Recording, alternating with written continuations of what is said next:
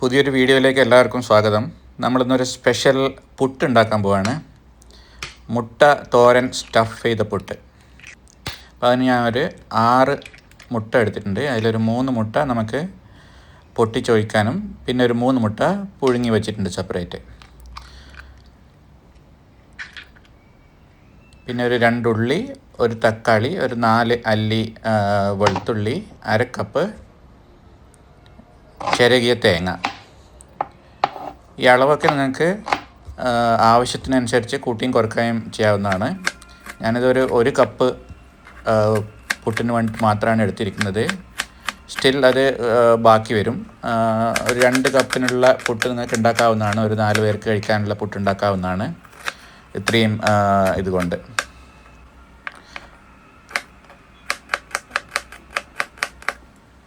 അപ്പോൾ വെളുത്തുള്ളിയും ഉള്ളിയും ചെറുതായിട്ട് നന്നായിട്ട് അരിയുക. തക്കാളിയും അതുപോലെ നീളത്തിൽ അരിഞ്ഞെടുക്കുക.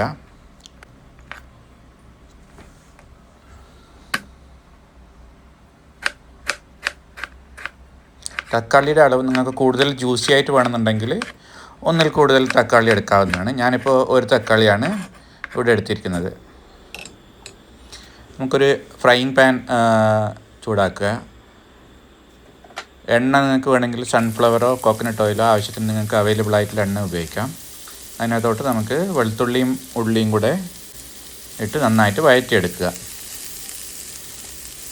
ഇത് ഒരുപാട് അങ്ങനെ വഴണ്ടേണ്ട ആവശ്യമില്ല. ജസ്റ്റ് ഒന്നൊരു ബ്രൗൺ കളർ ആവുന്നത് വരെ വഴറ്റിയാൽ മതി. ഇപ്പോൾ നന്നായിട്ട് ബ്രൗൺ കളറായി വന്നിട്ടുണ്ട്. അതിനകത്തോട്ട് ഒരു 1/2 ടീസ്പൂൺ മഞ്ഞൾപ്പൊടി, 2 teaspoon Kashmiri chilli, 1 teaspoon chicken masala എന്നിവ ചേർത്ത് നന്നായിട്ട് ഇളക്കിയെടുക്കുക.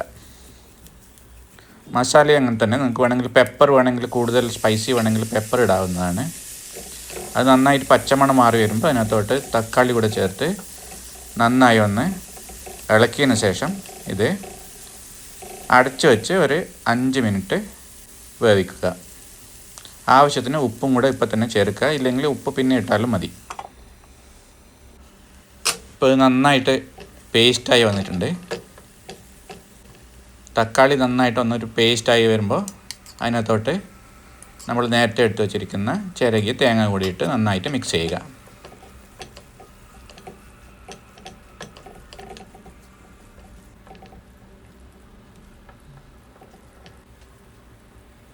ഇതിനകത്തോട്ട് ഇനി നമുക്ക് നമ്മൾ നേരത്തെ പുഴുങ്ങി വച്ചിരിക്കുന്ന മുട്ട ഇതിനകത്തോട്ട് നന്നായിട്ടൊന്ന് പൊടിച്ച് ചേർക്കുക. ഈ പൊടിച്ച മുട്ട ഇത് നമുക്ക് നല്ലൊരു ടെക്സ്ചർ കൊടുക്കും ഇതിന്. പിന്നെ അത് മാത്രമല്ല നല്ലൊരു ടേസ്റ്റിയും ആയിരിക്കും. പൊടിച്ച മുട്ടയും പച്ചമുട്ടയും കൂടെ മിക്സ് ചെയ്തിട്ടുള്ളത്. ഇത് നന്നായി മിക്സായി വരുമ്പോൾ ഇതിനകത്തോട്ട് നമുക്ക് നമ്മൾ നേരത്തെ പൊട്ടിച്ച് വച്ചിരിക്കുന്ന മുട്ട കൂടി ഒഴിച്ച് ചേർക്കുക.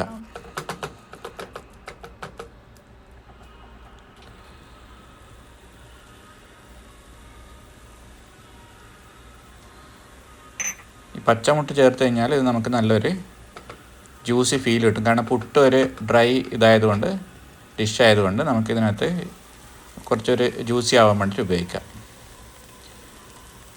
ഉപ്പ് നിങ്ങൾ ആവശ്യത്തിന് ഇടുക. ഉപ്പ് കൂടുതൽ വേണമെന്നുണ്ടെങ്കിൽ പുട്ടിന് ഉപ്പിടുന്നതനുസരിച്ച് ഇതിനകത്തും ഏറിയും കുറച്ച് ഇടാവുന്നതാണ്.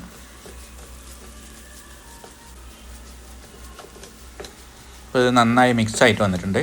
ഇത് കൂടുതൽ ഡ്രൈ ആക്കേണ്ട ആവശ്യമില്ല. സിമ്മിലാണെങ്കിൽ ഇത് കുറച്ചൊരു ജ്യൂസി ടൈപ്പായി വെക്കുന്നതായിരിക്കും നല്ലത്.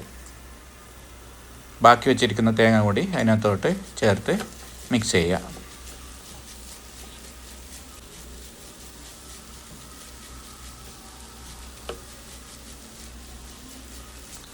ഇത് നന്നായിട്ട് മിക്സായി വരുമ്പോൾ ഇത് നമുക്ക് ഇറക്കി വെക്കാവുന്നതാണ്.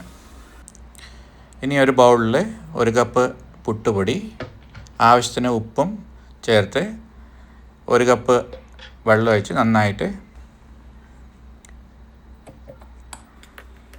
മിക്സ് ചെയ്തെടുക്കുക.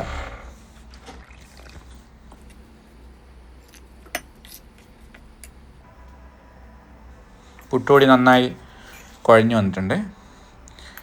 ഇനി ഇത് നമുക്ക് നമ്മളെ ചിരട്ട പുട്ടുണ്ടാക്കുന്ന അലുമിനിയത്തിൻ്റെ പുട്ട് പാത്രത്തിൽ നമുക്കിത് സ്റ്റഫ് ചെയ്തെടുക്കാം. അതിന് ആദ്യം കുറച്ച് ഗ്രേറ്റഡ് കോക്കനട്ട് അതിൻ്റെ താഴെ ഇടുക.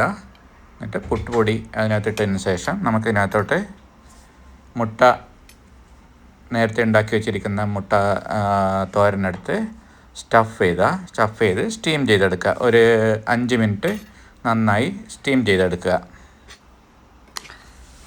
ഒരു 5 to 8 മിനിറ്റ്സ് സ്റ്റീം ചെയ്താൽ മതി. അത് പ്രഷർ കുക്കറിലായതുകൊണ്ട് ഇത് പെട്ടെന്ന് വെന്ത് കിട്ടുന്നതാണ്. മുട്ട ഇതിനകത്ത് ഫില്ല് ചെയ്തതിന് ശേഷം ഇത് അതിൻ്റെ മുകളിൽ കുറച്ചുകൂടെ പുട്ട് പൊടി ചേർത്ത് നന്നായി സ്റ്റഫ് ചെയ്തെടുക്കുക. ഇനി ഇത് ഒരു 5 മുതൽ 8 മിനിറ്റ് വരെ കുക്കറിൽ ആവിയിൽ വേവിച്ചെടുക്കുക.